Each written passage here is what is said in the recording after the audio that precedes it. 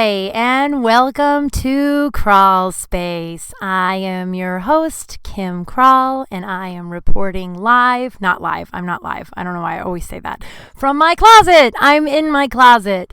I just got distracted right when I hit the record button because I got a text of someone was sending me a headline that had to do with poop. Guys, I love poop. You already know that. I have a whole segment all about it. But I don't know. I feel like I wouldn't find, okay. I've tried to figure out my whole life why I have such a fascination with it. And I feel like, one, I wouldn't really care that much if humans weren't so ashamed of it. Every single human. And then the ones that aren't ashamed of it are deemed weirdos. But we all poop. There's a book about it. There's a child's book about it. But I don't know. I've just never, I don't understand I think if humans were, a lot of things I wouldn't find as funny if the person wasn't so ashamed of it. I have a friend who has a puppet show, a sock puppet show. She has a YouTube channel, and it loosely is around Brock Osweiler's life, former quarterback of the Sun Devils, and then also was backup, then regular quarterback for the Denver Broncos. And I would not know who the fuck that was unless he, when he was our backup quarterback, I had no idea who he was, but she has this whole puppet show based around him, and she's made these socks, and she has a small cult following. And when I found this out, it was funny, but it wasn't, I think it wouldn't have been that funny, but she was deeply ashamed. If she wasn't ashamed, it would be who cares? But she's just so embarrassed. And so I think that's what I think about poop. I think poop is my friend Stacy's sometimes moderately racist sock puppet show. Maybe that's why she's ashamed of it. Who knows? I don't know if she listens to it, but shout out to Stacy. It's very funny how embarrassed she is. Plus she makes the socks, and then Brock Osweiler's not a sock. He's a cutout on a popsicle stick. It's bananas, man. But I think that's why I've cared about poop my whole life. Why I thought it was so funny. Okay, so when I was a kid, I think I'm starting to try and take notes of all the episodes. So this episode and next episode, if I repeat myself, I apologize, but we will get that under control soon enough. It's just now I have 7 hours of a podcast, and I don't mind listening to myself talk, but 7 hours in a row after already hearing all the stories. Whew, I guess I could do my puzzle while I do it. But okay, so I don't know if I, and also last episode, apparently there were some sound issues. And I hope I fix them this time. If not, we will get them rectified. I will rectify this wrong. I don't know what that means. But so we're hoping that we don't have that same problem this time. Last episode, I was really mad at my neighbors. So I apologize if it was just an angry human episode. If I was human for a minute, I apologize. I'm being sarcastic. Yeah, the same neighbors. I don't know what to do. They had a massive party last night, and we're still on lockdown, not, stay home, quarantine with people that you only live with. And they had this massive party. And what is with the techno? And am I old? Because I don't know. I heard one girl yell. She's like, "Oh my God, Jason is TikToking right now. What are you TikToking, Jason?" And I was like, I'm going to kill Jason. We should all just kill him. Someone should just not we all together, we find Jason and kill him. But I just mean and then I'm am I old? It was just it's Sunday, man. And it's 1 a.m. and we all are working from home or, recording podcasts from our home in our closet. I don't know. So I didn't get a lot of sleep. I'm a big ball of stress today. Because as I said, I have some really exciting news. Kral Space is taking to the radio, too. Monday night, a week from this Monday, May 11th, I am going to be recording a radio show with Kral Space. It's going to be live once the world is back up and running. So right now we're pre-recording. But my first guest is Chris Cope, who is a really dear friend of mine and is so fucking funny. I'm so excited. I'm actually I'm a ball of nerves just because it's my first show alone, and I'm interviewing someone, and I have a bunch of ideas, and we're going to do the poop scoop and the too much information. We're going to do all of that stuff. So stay tuned for that. I did my first virtual shows this weekend. I know I talked about it last episode. It was weird, dude. Oh, and don't worry.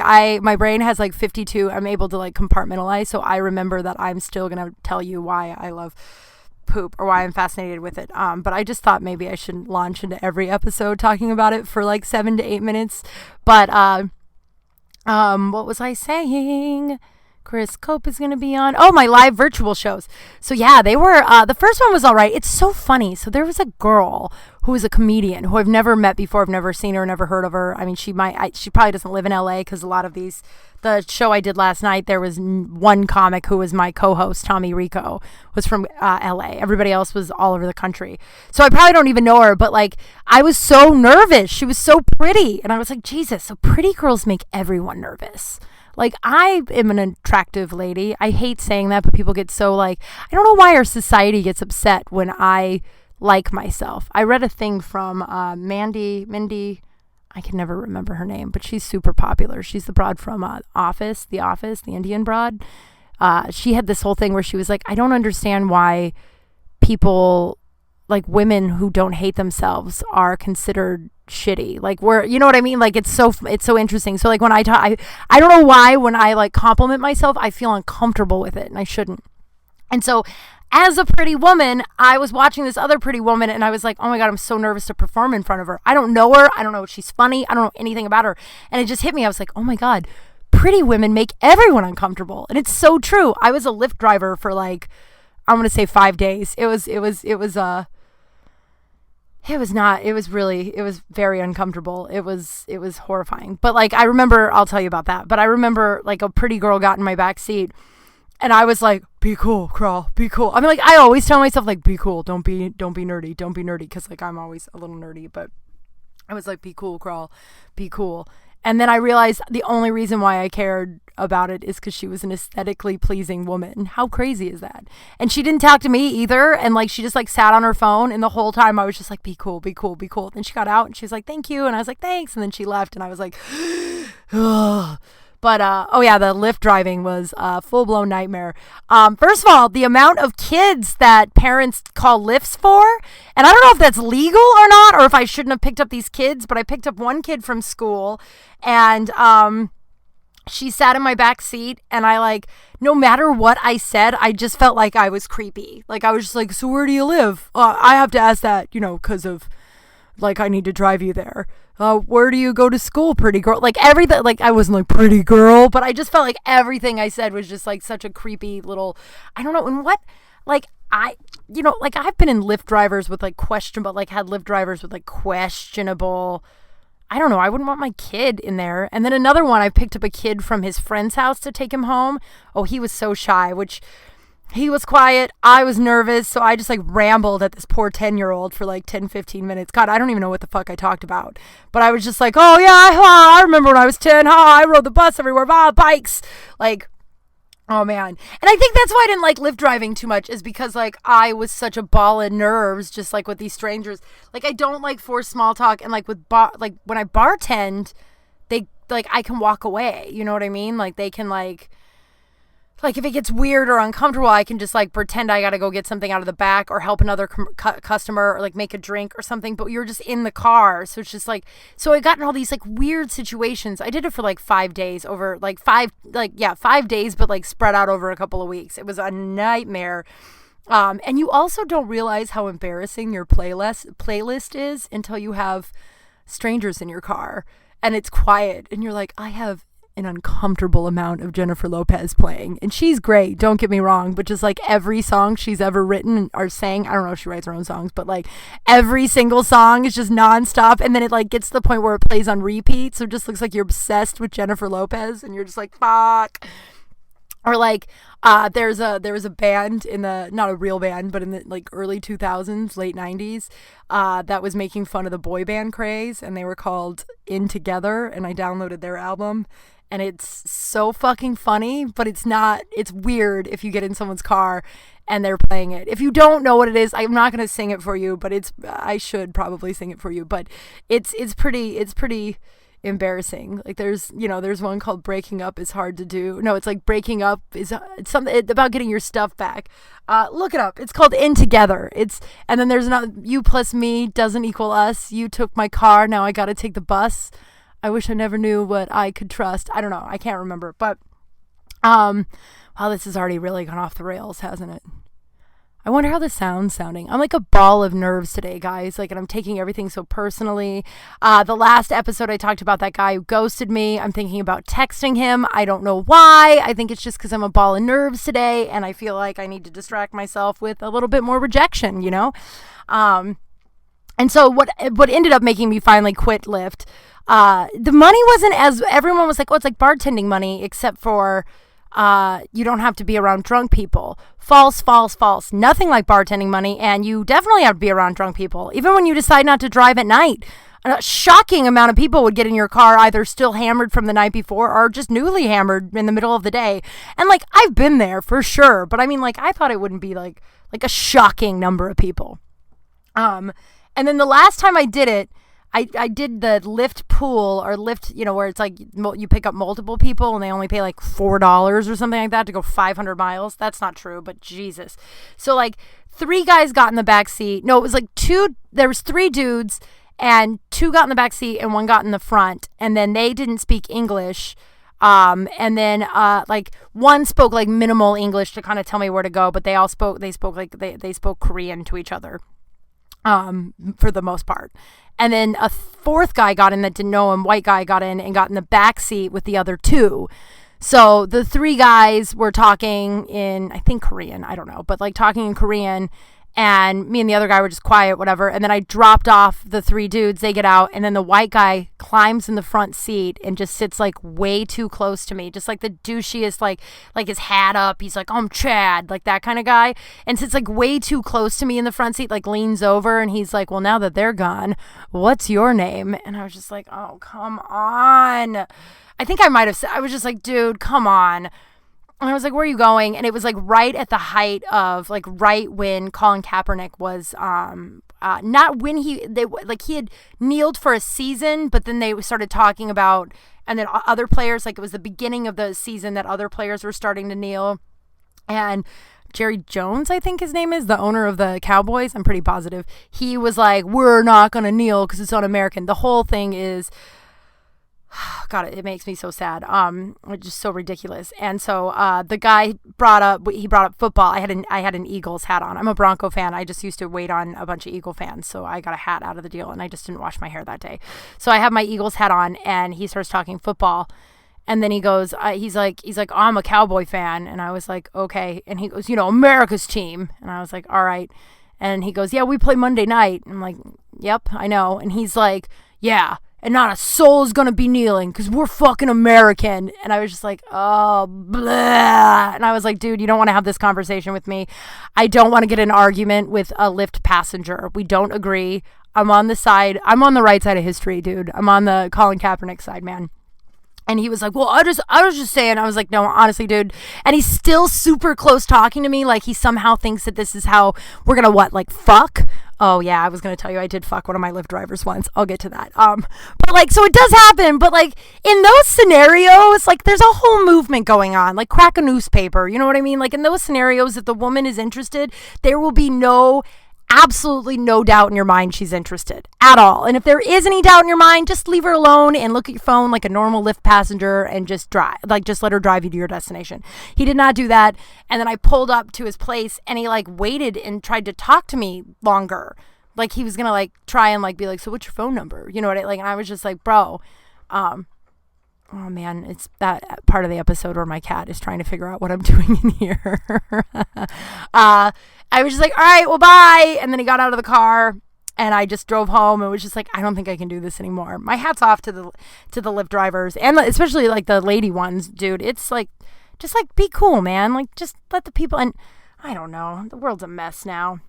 You guys are probably all just thinking about the time I banged my Lyft driver, aren't you? You stopped listening and now you're trying. Okay, so it's a good story, actually. I love this guy. This guy and I are still friends, and hottest dude. I'm probably not, I mean, like, if he listens, like, don't let it get to your head, Joe, but one of the hottest dudes I've ever had sex with. So hot. So he picks me up. This guy, Joe, picks me up one night. And I sit in the front seat because at the time I didn't realize that you should always sit in the back. Like I always sat in the back when it was an Uber and I always sat in the front when it was Lyft. I don't know where I made that rule up, but I think I just made it up because like no one everyone else I asked was like, no, I sit in the back. What? Why do you sit in the front seat? And I was like, oh, I guess I don't know. But so I sat in the front seat, and Joe and I, we flirted the whole way to my house. I was a little tipsy. He was driving, so I wasn't drinking and driving. And obviously I took a Lyft, but so I was tipsy and we're like flirting. And then we get to my house and he pulls out his phone and he's like, ooh, he's like, should I give you a 5-star? And I was like, ooh, I don't know. Should I give you a 5-star? And then we did this like cute little like back and forth. And then I was like, how about you give yourself a 5-star? So stupid. But we both gave each other a 5-star. And I was just like, well, it was nice to meet you. And he goes, yeah, I'm supposed to go to a party right now where Tony Romo is going to be. Very cowboy heavy episode. I don't know why, but he's like, I'm supposed to go to, party where Tony Romo is going to be. And I was like, ooh, I'd love to go to a party where Tony Romo is going to be. And he was like, you can come with me. And I was like, okay, which I know sounds kind of dangerous. Like, I have accidentally made friends with way too many of my Lyft drivers. Like, one time I had to pick up beer and the guy came inside with me. He was like normal. You get a vibe. Like, if you understand what I mean. If you don't know what I mean, then you'll never get what I mean. But you get a vibe from people if they're like dangerous or weird or if they're just like cool. So this guy came in and I was getting beer and then I was like, you should come to the party. And he goes, yeah. And then we got in the car and I was like, I think it might be weird if I bring my Lyft driver to this very small party. I don't really know you. And so, but I have a tendency to make friends with my Lyft drivers for some reason. Like, man, I have listened to so many weird problems at like 3 a.m. and like the coffee dates for a while were just getting out of hand. I never followed through to like go like, and a lot of it was like with women where I was like, oh my God, we should be best friends. And then the next day I was like, I'm not going to make best friends with just some random broad. But so I go to this party with Joe. And it was so much fun. He's so good looking. And we see Tony Romo. We don't talk to him. And then we make out all night, right? I won't say his last name, but Joe. So this might be the poop scoop too. Because of course it ends with a fucking poop story. Jesus Christ. So Joe takes me home. And we say goodnight. We kiss. We don't have sex. We don't anything. He goes off into the night. And honestly, I think I'm never going to see Joe again. Like, I think that's all she wrote, right? Because that's just one of those fun, like, we didn't get phone numbers, I don't think. Yeah, we didn't get phone numbers. We didn't anything. We didn't exchange any information. I don't know why in hindsight, because now we're, like, pretty good friends. But, so, like, 4 days later, I'm at this bar opening, right? My buddies opened this bar in North Hollywood, and it was like a friends and family only kind of deal, so it was just really small, intimate thing. And I'm standing at the bar, and these 2 really hot dudes are standing there. Like really attractive, and they start talking to me. So we start flirting or whatever, and then it turns out they're comedians from New York. So we're like, oh shit, I'm a comedian. You're just moved here from New York. Like we should get, and they just started like a show. So we're like, yeah, let's get information. So one of them was like, hey, here's my Facebook. Look up yourself and add yourself. So I go to his Facebook he gives me his name to add him on Facebook. So I add him on Facebook, and then I don't know how in the fuck I saw Joe on there, but Joe was like one of his friends that popped up. And I was like, how do you know Joe? Blah, blah. And he goes, how do you know Joe? And I was like, Joe was my Lyft driver the other night. And him and his friend like gasped, and they were like, "You're hot mystery Lyft girl?" And I was like, "What? There was a nickname?" And they're like, "Oh yeah, he was like way into you." And he was like, "I'm never gonna see that girl again." And he was like kind of bummed. And he's like, "Yeah, that's what he called you, is Lyft mystery girl, hot Lyft mystery girl." Thank you. And they're like, "We should call him. He's in Chicago right now." So I call him, or we call him on Zach's phone, his friend's phone. And he answers, and he's like, "What's up, dude?" And I was like, "Hey, it's Kim, the Lyft girl from the other night." And he's like, "Oh my God, hey." So we start talking, we get each other's information, and it turns out he's a comic too from New York. So like, I try to have a pretty strict rule of not banging comics. We've already talked about how I have banged several comics, but at the time I was at the height of like trying to, and he was on the same page. We were both just like, okay, he's new here. We should try not to sleep with another comic. And I was like, cool. So we just became friends. We became like pretty good friends. And he's one of the best dudes. I'm getting to the fucking, don't worry. So one night he texts me and he's like, "Hey, I'm moving back to New York." And I was like, oh, it's so sad. I knew he had kind of been thinking about it. LA wasn't really his thing. And he was like, I think I'm going to move back to New York. So I knew it was coming. But he goes, "You're one of the people, like one of the few people in LA I'm really going to miss. So can I come over and can we just hang out tonight and say goodbye?" And I was like, sure. But we're not fucking, Joe. Like, we're just staying Just staying friends. He's like, of course, we're not fucking. Guys, we fucked 8 ways from Sunday all night long. And then we slept some, and then we woke up in the morning and did it some more. And it was fantastic. He is, and we also, like, it wasn't just like, it wasn't just like we had sex and all we did was have sex. Like, he and I, like, really talk about, like, like at one point we were, before and after the sex, we both cried at one point. Like, we really bonded, really close. So, but, whew, man, we banged it out, dude. It was hot. And it was, like, he's one of the hottest dudes I've ever had sex with. He's so hot. He looks like James Dean, and he's got this, like, dirty Boston part. Like, he smokes. I'm not a smoker, but I was smoking at the time. And so we banged all day Sunday, and then he was like, well, I gotta, or the next day, I don't know if it was a Sunday, but then he's like, I gotta get going. And it was just like, oh, a sad goodbye. But, like, at this point, he had been in my place for, like, I don't know, like 15 hours. Here comes your poop scoop, ladies and gentlemen. He'd been in my apartment for, like, 16 hours, like, for a long time. And I had to shit so bad. Like, I mean, so bad. Like it was becoming an emergency. And I was like, okay, he's wrapping up, he's leaving. And like most people, I don't know why I'm getting really quiet while I'm doing this. I'm already having like sound problems, and I'm thinking about whispering, whatever. And who am I whispering for? So like it became like, and I know a lot of you are like, just go to the bathroom. Well, it was one of those poops where you were like, it could just be an explosion. Like it could, like things could go horribly wrong in there. So you're like, I'd rather not risk it with the super hot dude I just got to have sex with for 12 straight hours, right? He got to have sex with me too. But like, I'm always trying to be body positive. But like, like you don't know. And like he was winding down and getting ready to leave. And so then he's like, but then he won't leave.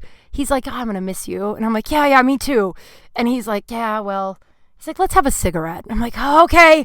So we open the door and we sit down and have a cigarette. And he's like topless in his jeans, smoking a cigarette, like laying Burt Reynolds style. He's so goddamn hot. Joe, if you're listening to this, I mean, you already know how fucking hot I think you are. He's like leaning in smoking. And I'm sweating at this point. Like, I'm like, why the fuck won't he leave? Like, in my brain, like, out loud, I'm like, oh, yeah, I'm going to miss you, too. Last night was so great. I'm so glad we did it. In my head, I'm like, leave. I'm going to shit my pants. I'm going to shit my pants. Don't shit your pants. Oh, God, it'd be a nightmare if you shit your pants. Like, you know what I mean? That inner monologue where you're like, what would be worse, shitting my pants right now in front of Joe, or just, like, go to the bathroom? And obviously, go to the bathroom is way less worse than shitting your pants. So after a few minutes of him just, like, fucking stalling and not leaving, I was like, I'm sweating. And finally, I was like, Joe, I'm going to level with you, man. He's like, oh, God, what? And I was like, I am going to shit my pants. I have to poop so bad. And he goes, oh, my God, go to the bathroom. And I was like, oh, God, okay. So I run to the bathroom. And I know all of you are like, why wouldn't you just go to the bathroom? You obviously know, like, from everything you know about me, you know I have everything in my bathroom to help you poop. Like, my bathroom is one of the most comfortable places to poop ever. Like, there's poopery, there's matches, there's magazines, there's a squatty potty, there's baby wipes, there's anything and everything you need to poop in my bathroom. So I could have gotten away with it without having a fucking scene. And so it was like 2 minutes. It literally was 2 minutes, and there was nothing happened. 2 minutes, I come out, and he still looks like kind of horrified, and he's like, you okay? And I was like, yeah. Funny thing is we talked about this, I don't know, like 6 months or so ago. He goes, I remember when you said that. He's like, when you looked at me and said, I'm going to level with you, Joe. He goes, his brain went, fuck, she has herpes. Or like, fuck, there's an STD I just caught. He goes, I went straight to STD. And he goes, and then when you said poop, I was like, what the fuck is she talking about? Go fucking poop. So that's my Lyft driver but again, it was, first of all, we didn't do it the night we met, but like, I did go out with him and I did kiss him all night, and there was no, like, he wasn't creepy because there was absolutely no doubt in his mind that I was interested. So going back to the chat on my last day of the Lyft, like, leave us alone. You know what I mean? Like, especially in that scenario, there will never be a doubt in your mind. If you're a Lyft driver or a Lyft passenger, if the woman's interested, she'll make it very, very, very, very, very clear. And now Joe lives in New York. And, it's a real bummer, actually. He lives in New York, and we FaceTime, I don't know, like once every like couple of months. It usually gets sexy. Man, he's so hot, dude. He's so hot. And he's so sweet, too. He's just like, most of the time when we FaceTime, I have zero makeup on because it's just like late night. And every time I'm just like, oh, I have no makeup on. And he's like, you look as beautiful as you always do. He's so charming and he's so sweet. And we'll talk for a while and he'll be like, literally, like, he's like, just because you can tell I'm a ball of nerves and I'm just like rambling and stuff. And he's just like, breathe, just tell me how you doing. I just want to know how you are. Like, he's just such a good dude. But sad though, he came and visited earlier this year. And I knew he was gonna come visit and we were gonna spend a day or two together. And the guy that ghosted me, he and I were getting to know each other and kind of seeing each other. And so I didn't see Joe because I felt weird about sleeping with Joe. I don't multitask with men very well. I'm just like a one, and I was getting to know this dude. But now I look back and I'm like, I should have fucked Joe because that guy ghosted me. Turned out to be a douche. I'm not gonna text him. Beginning of this thing, I was like, I'm gonna text the guy who ghosted me. Don't text the guy that ghosted you. That guy doesn't have any respect for you. Like, anybody who ghosts you after months and months of getting to know each other and like seeing each other, just ghosts like nothing, not worth your time. I think I'm saying that more for myself, but someone out there may need to hear it. It is crazy hot in my closet. So yeah, that was oh, Joe, so hot, dude.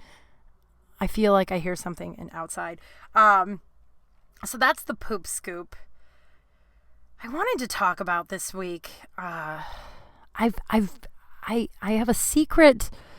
It's not really a secret. Everyone kind of knows if you know me, but I officiate. I don't know why I'm so nervous to tell you this. I just think the more I put it out there, the more people are going to ask me to do this thing, and I don't like doing it. I have officiated 3 weddings. 3. Yes, I have officiated 3 weddings. I am a woman of the cloth. I don't know what the fuck that means. I'm a minister, I guess, but it takes like $20 and 10 minutes on the internet to be able to marry people. And I am so I've married 3 people.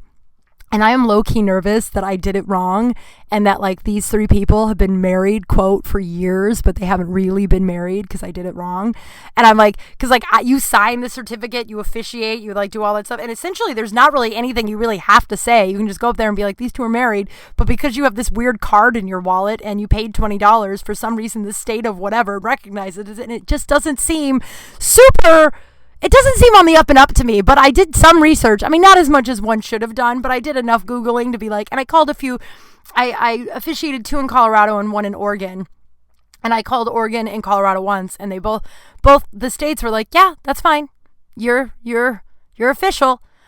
So the first wedding went great. It was fun. It was my cousin Maggie's wedding and her husband Nate, who I love that man. I always joke with my family that he's my favorite cousin now. He's just a fucking gem, dude. He's just a cool. And Maggie's my older cousin who's she's so cool. You know those people in the world where you're just like, she's cool. Like, no one will ever look at me. Like, my buddy Roger always says that, like, when he first met me, he thought I was like this cool, hot bartender.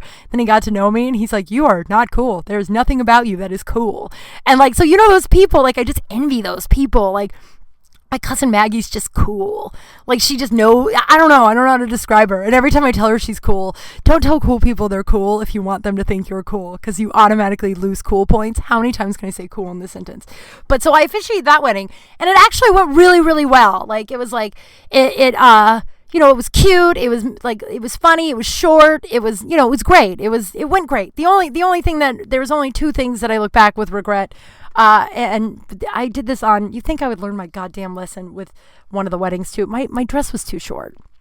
And I know that that's not that big of a deal, but I look back on pictures, like I'm just a leggy broad. Like, I'm 6 feet almost, and 3/4 of that is legs. Like, I have the tiniest torso. So, like, everything I wear just looks too short. So I'm probably just being too hard on myself. It was a cute dress. But like that. And then after, so I didn't know this is so embarrassing. I didn't know what I was supposed to do once they started walking down the aisle. I didn't know when I was supposed to walk back the aisle. You know, like when the wedding's over, like they're married, the couple walks alone on the aisle. I think everyone knows this except myself. The couple walks alone on the aisle so people can take pictures of the newly married couple alone on the aisle. My dumbass started walking right behind them and then realized people were taking pictures. So I basically like tucked and rolled into one of the aisleways, just sweaty and like, I'm so sorry. Like, just, oh, Jesus. But that wedding was fine. Like, afterwards, people were coming up and they're like, have you ever done, like, how many of these have you done? And I was like, just the one, that one just now.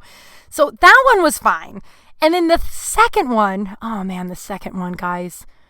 The couple is just like, we don't care. You married us. It's fine. And then due to like some family stuff, we haven't really spoken in like 5 years. So I don't know if they'll listen to this. I wish them the best. It's just weird family stuff that maybe I'll get into another time on the podcast, but it's more their personal shit, not mine, to like share to the world. I'll share anything of mine to the world, but I won't share other people's shit. And if I do, I won't say your name. How's that? Since there's only, whatever, it doesn't matter. So guys, so first of all, like, and oh man, it's important for the story for you to know their names. But Michelle and Russell, if you're listening, know that I think about officiating your wedding probably every 3 days and how differently I would have done it and how I think I ruined your goddamn wedding. So like Russell and I grew up together. And so when he proposed to Michelle, who's just like a lovely fucking woman, right? Just beautiful inside and out. He asked me to officiate because he knew that I had just officiated my cousin's wedding. But the thing is like I grew up with them, but I don't spend a lot of time with them. Like my cousins I knew really well, so it was just easy to like. And so like, and then Michelle's mom wanted to kind of be a part of like the writing of the process or whatever. So she wrote the ceremony, which was basically a lot about Russell leaving his family and going to their family. It was a little religious, but not religious. It was just a really confusing. And then there was no, like, this is all me justifying how fucking nervous I was. So I didn't really write the ceremony like I did the first time. So it wasn't as smooth. It wasn't in my words. So it was already like not smooth. And so it was already hard to memorize. And I'm such a fucking procrastinator. I wish I wasn't. This is the first Crawl Space episode. This is how much of a procrastinator I am. It comes out every Wednesday at noon, right? New episode.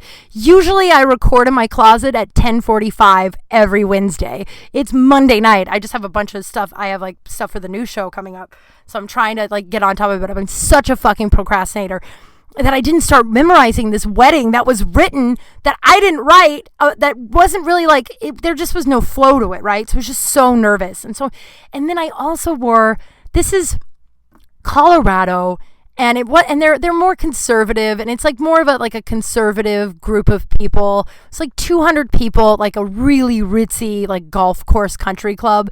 And my dress was LA hot, like perfect for LA. Like I asked the maid of honor, like I was like, I feel a little self-conscious. I feel like I'm a little bit too much, like it's too revealing. And God bless her heart, she was fucking honest, but it did not help me walking out there with all of my sweating. But she goes, honestly, like Colorado, it's a little bit risque. She's like, but she was sweet. She's like, you look beautiful, but Colorado, it is a little bit too short. But like LA, like you should wear that. So she's like, you're doing where you're from. Still. So I'm up there in front of 200 people, and my heels that I brought were too, like when I go to Colorado, for some reason, I think my feet swell up. Like the altitude. So my heels were too big or too small. So then I asked my friend I was staying with to let me use her heels, which were then they were too big. So my heels were too small, so I couldn't get in them, but her heels were too big. And it was all like, oh man, guys, the whole thing was just so, I forgot all about the rehearsal dinner too. I'd only been to one rehearsal dinner, and that was my cousin's wedding. And like they had a non-formal rehearsal dinner where they did like a kegger and like a baseball game. Like we like played softball. And so we were supposed to wear grungy. So I've never been to a rehearsal dinner. So I just thought, and I'm a little bit of hillbilly, so I always thought that the rehearsal dinner was just like shorts and a t-shirt. So I go over to Russell's house the day of the rehearsal dinner, and I'm wearing like holy pants, and like I look like I'm gonna go play a fucking softball game. I don't know if I thought like all rehearsal dinners are softball games, but so we're talking for a little while, and then he goes, all right, well, do you want to go home and change, and then we'll just meet there, or do you want me to come with you? He was like, do you want me to go with you while you change, or do you just want to meet at the venue? And I was like, change? He goes, yeah, for the rehearsal dinner. And I was like, yeah, I'll just meet you there. So I went to my girlfriend's house, and I was like, what am I supposed to wear? She goes, you were going to wear that to a rehearsal dinner? So maybe I am a little bit of hillbilly. So she gives me a dress to wear. My heels, like it's like last minute shit. So like my heels are too small. So she lets me wear her heels, which are way too big. So day of the wedding, I'm standing there with a really short dress, and I'm standing in front of 200 people at like a conservative golf course. Russell's dad is my godfather, who I haven't seen in years. So like, and I don't know any of these people. And okay, so I'm wearing this, God, this is such a long fucking embarrassing story. So I'm wearing my dress has is backless. So I have this strapless backless bra on. And if you know what that looks like, It's just basically like padded pasties, right? So it's like stickers that go to your boobs that just like kind of push up your boobs. But it's stickers, and it's like 100 degrees outside, and we're outside. So while I'm standing up in front of 200 people alone, because you're up there before the whole wedding starts, right? So I'm up there, I'm standing there alone, and suddenly my boobs start to, like, the bra starts to sweat off, and they start to slowly slide down my dress. Now I can't just pull it up because 200 people that I don't know, except for maybe 4 of them, are all staring at me. So I'm trying to just like awkwardly push them up with my hands, I'm like with my like forearms, just trying to like pretend I'm itching my other arm and like slightly pushing it up. You know when you have like a crotch itch and you try to like figure out how to itch your crotch without anybody else knowing, like by putting your hand in your pocket? I'm trying to do that, but with pushing up my boobs. And so it's not working. It kind of is. It's not working though. And so the wedding starts, they come down the aisle, and I'm so nervous. I can't believe this happened. I'm so nervous. Like I'm stuttering, I'm laughing, I'm sweating. And then at one point I call, so her name is, in my defense, her name is Michelle and his name is Russell. I called the bride the wrong name, you guys. I called her Rochelle. And I've known Michelle for like a decade at this point. Maybe not, maybe like, but 6 years, the better part of a decade.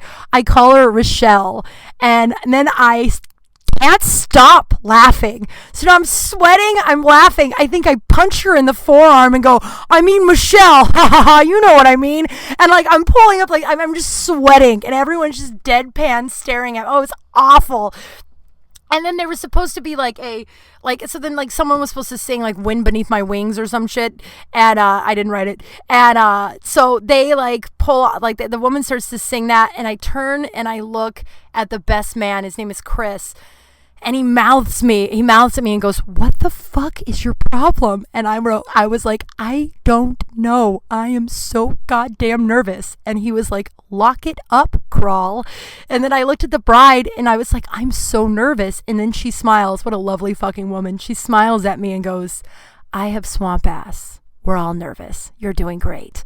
So it ended up being fine. And the rest of the wedding, then I controlled myself. I didn't laugh or call anybody the wrong name anymore, but Jesus, I think about it. And then we get done, and I don't follow them out. They get on their own. They're on their own down the aisle. Thank God I didn't have to stop, drop, and roll into the aisle so the bride and groom could have their own video or photo. Jesus Christ.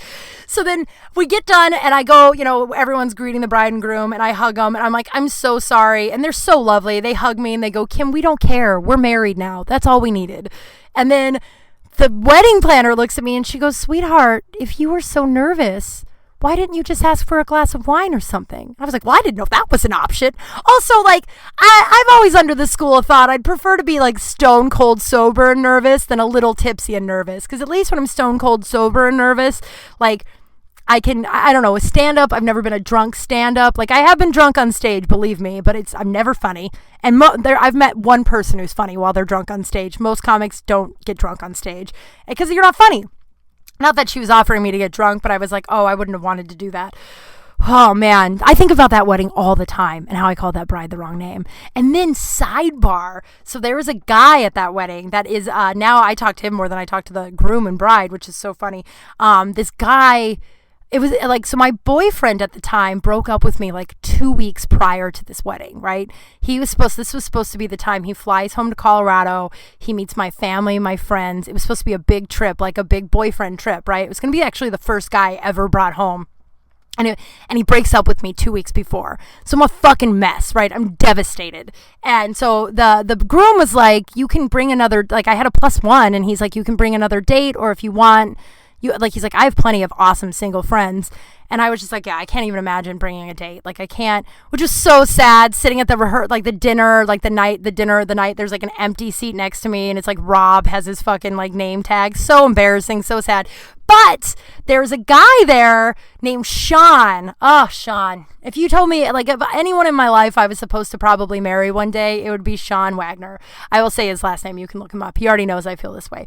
But we met at the rehearsal. No, we met right before the wedding, and he swears up and down that I did a perfect job at the wedding. But I'm like, that's just because you like me. But he and I danced all night long. He was the best wedding. Rob was so boring. My ex-boyfriend, he was so boring. Like just a dud, right? The wedding would have been a nightmare. We would have just sat while he would have awkwardly drank, and I would have just like, but like instead I got Sean, and Sean and I were in the photo booth. At one point I was sitting on his lap out back, like on the, like looking over like this beautiful golf course, smoking a cigar. Like it was like a perfect wedding night, right? Wonderful. We're dancing. He kisses me in the photo booth for the first time, and it's like the perfect like kiss. It's so cute. I have the picture. I believe he does too. Every few years we like send it to each other when we find it. And we're like, oh look, it's our first kiss. And like just like perfect wedding night, right? So then he like, we all go to the after hour party, and he invites me back to his hotel room. So embarrassing. Guys, I'm sweating like a fucking maniac right now. But like we go back to his hotel room. Now remember, I'm wearing those weird pasties on my boobs, and I also have Spanx on because this dress is so fucking tight. So like I look like I'm in like some weird little fat suit, right? Like I'm like just sucking everything up. Like it's just like a weird, or like a onesie, like nude bathing suit. Like it's just not hot lingerie, right? So we're like starting to make out, and he takes off my dress, and he stops and he looks at me, and I was just like, oh, I didn't know I was gonna be naked with anyone tonight. And he was like, I was picturing something so much sexier under that. And it was all funny. He wasn't like shaming, like we were laughing.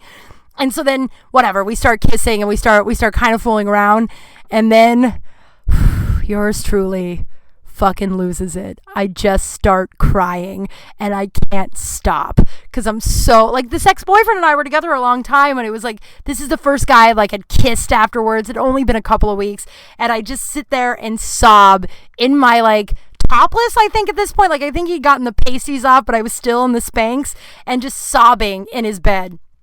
And Sean, this is what a wonderful man Sean is. I should marry Sean. He just sat there and like held me and let me like talk about my ex all night. Sure, he probably was like, fuck, I thought I was gonna get laid. But like instead he just like was such a gentleman. And like I know a lot of guys are like, that's it's sad, guys, that's where the bar is. That's how low the bar is, just not trying to force yourself on a crying girl. But he was so sweet. Like he just like, you know, and then he drove me back home the next morning, and we kept in touch. I mean, it's been that they got married like 7 years ago, and we kept in touch. We have never slept together, which is sort of a bummer. Now it's weird that I'm bringing that up in here, but we have kept in touch. We see each other, I don't know, once every couple of years, and we talk, and like, so that was the uncomfortable sidebar, or the funny sidebar of that whole thing. Oh my God, I'm so sweaty, you guys. Like so sweaty. I don't know how I'm going to record this thing all summer in this closet. Do I get a fan?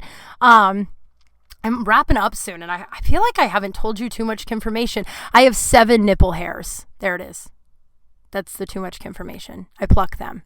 Have I already told you that? I feel like I've already, like, whatever. You know, like, we all have some hair in interesting places, and I have 7, and I pluck them. I just pluck them straight out. I don't know what else to do with them. You don't want to shave them. I feel like if you pluck, and then they don't grow back as quickly. I don't know, but that's the too much information. The 3rd wedding I officiated. So my best friend Mark in the entire world. We've been best friends for like 20 years. He meets his now wife, Ashley, who I fucking love. When you're friends with a lot of members of the opposite sex, their significant others kind of have straight men. They have kind of a problem with you. Much of Mark's girlfriends over the years have never really liked me, and nothing's ever happened between Mark and I. Mark and I are literally brother and sister. But like, enter Ashley, his new girlfriend, and she is just lovely. Like she's my best friend now too, right? Like their kids call me Aunt Kim. Like, so when he proposes to her, I go back to Colorado, you know, after they're engaged, and I'm at their place, and Mark was like, I have something really important to ask you. And I was like, sweet, best man. And then Ashley puts her hand in his, and she goes, actually, we have something really important to ask you. And I was like, fuck, they're going to ask me to officiate this fucking wedding. And not that I would do anything for Mark and Ashley, anything. And of course I said yes. But like, I was so like nervous from the last time. And I told them, I'm like, are you guys sure you want me to? I called the bride the wrong name the last time. And they were like, absolutely. And I was like, again, just another big ball of mess. But they did the same thing the first wedding did. Gave me full control. Was like, you write it. We don't want to know anything about it. You do the whole thing. And the hard part about being a comedian in situations like that, people expect you to just be really, really funny the whole time. So like I remember, and as a comedian, when you're not making massive crowds laugh over and over and over again, you feel very much like, I don't know, dude. You're just like, you feel like you're bombing, even though it's not a scenario you're not supposed to, like, you're supposed to be making people laugh in. So like that was really hard because people, like, I was a best man in my cousin's wedding last year, 2 years ago, doesn't matter. And before the best man speech, best man, everyone was like, oh my, like people I haven't seen in 20 years are like, oh my God, we're so excited for your speech. And then they'd introduce me to their significant other and be like, she's a comedian. Her speech is going to be so funny. I bombed that speech, guys. Like I wasn't funny at all. I was so nervous about it because I wanted to be what is it called? Significant? That's not right. Not superficial. You know the word I'm looking for. What's the fucking word I'm looking for? Sentimental. I wanted to be sentimental. I didn't want to be funny, but there's like 100 people staring at me and I'm like, am I supposed to make them all laugh? And afterwards I felt like I'd bombed. Like when you bomb, people like don't look you in the eye for a while, like audience members or friends. And that's how I felt. And same with Mark's wedding. Like I think people were expecting me to like tell a bunch of jokes, but I wanted it to be like special. Oh, so it's just a big ball of nerves. But I didn't call anyone the wrong name. The wedding actually was very pretty. It all went really well, and they're married. And I hope these 3 couples are all married. Like, what if it comes out one day that they're just not? Like, what do you say? Like, I feel like at this point, one of them's common law marriage. That's so fucked up. I think they're married. I hope, and if they listen to this, guys, you're married. I promise I did enough research. Oh man. Woo, guys, it's so hot in here. I feel like I should get some kind of like medal for not checking to see if Darth Vader or a potato sack man is in my room. All of us have weird fears. Today's May the 4th be with you, by the way. So May the 4th be with you. I'm going to watch the Last Jedi, I think it is, or the Return of Skywalker. The Rise of Skywalker. Sorry, Star Wars nerds. This Rise of Skywalker tonight is like a reward to myself for working hard all day. And I don't know, I had a hard time with the last 3 ones just because Han Solo died. Harrison Ford's dead to me over that. I think I've already talked about this, but I knew he'd show up in the 3rd one. I just thought he'd be alive. I was like, how did they all just die? That's bananas. Sorry, spoiler alert. But yeah, happy May the 4th be with you. So guys, I'm going to wrap this up, mostly because like I'm sliding around my closet. It's so sweaty. I'm not naked this time because I thought maybe not being naked would make a difference. It didn't. The only thing is that my shorts are like kind of keeping me from sliding off of this book or this trunk, but still sweaty, but I am clothed. A lot of really exciting things are happening. I want to end with my I'm one lucky broad. I'm one lucky broad because I'm so nervous. I've got so many cool things career-wise in the works, and I'm so grateful and lucky that these opportunities have presented themselves. Like I thought, I don't know, man. I have this big mix of excitement and like bone-chilling fear, like where I can't sleep because I'm so excited, and I can't sleep because I'm so fucking scared. And don't worry, Carrie Fisher actually said this. She said, be scared, but do it anyway. Like, don't wait for confidence. And so I'm really, really grateful that I have something that I feel that way about. I haven't had a creative project in a very long time that I was so fucking scared of and so excited of at the same levels. So I'm one lucky broad for having this opportunity. And I'm so grateful for all of you guys for listening. It's really honestly keeping me kind of sane in this pandemic, being able to yell at no one in my closet, and knowing that some people are listening, and I'm speaking to some of you. I'm getting a lot of great feedback where you guys are enjoying everything I'm kind of putting out there. So I appreciate it. It feels very vulnerable to me. So if you hear my neighbor, now they rev. By the way, they also rev their cars all day. What am I supposed to do? If you have suggestions, the only thing I have, I'm scared to call the cops just because, like, I don't know, I want it to be anonymous. And they don't live in my apartment. They live in a house behind me.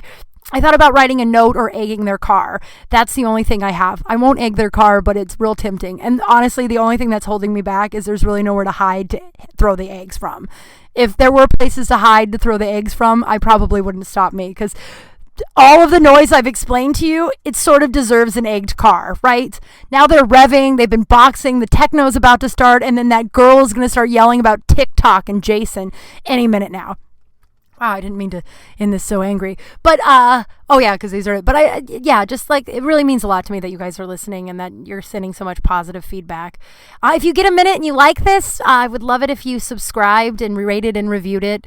It means a whole bunch. And it takes just like 2 minutes. Like, I've been reading all the reviews and it means so much to me. So if you can, I don't know, if you can take a minute out of your day to do that. And it helps so much too, just to get the exposure and get more people listening and hopefully get sponsors and get this thing up off the ground. So I'd love your support. And DM me all your stories, any of them. If you have too much information, if you want to tell me about the poop scoop, don't be shy. People keep telling me they're going to message me about the poop scoop and then I hear nothing. So don't be shy. If you have something you feel lucky for and you have a I'm one lucky broad, I'm bringing this to Dash Comedy in a week, so it's very exciting. Stay tuned for that. I'll have a guest. My guest this week will be comedian Chris Cope, who's so fucking funny. I cannot wait to see all this, like how he adds to the show. So follow me on all the socials at KYMKRAL. When this releases, I will be on Thursday night. I will also be on a live virtual bartending show with Luke Barr.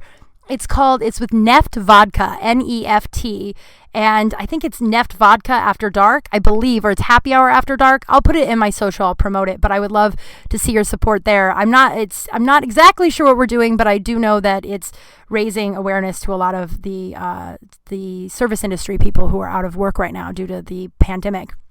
So it should be a lot of fun. So just a lot of stuff that you can catch me on, and I really love the support. It really means so much to me. I'm so fucking scared and so fucking excited. So I know I'm on the right path. And that's our show, guys. I'm Kim Kral. Thank you again so much for listening, and I'll see you soon. Bye.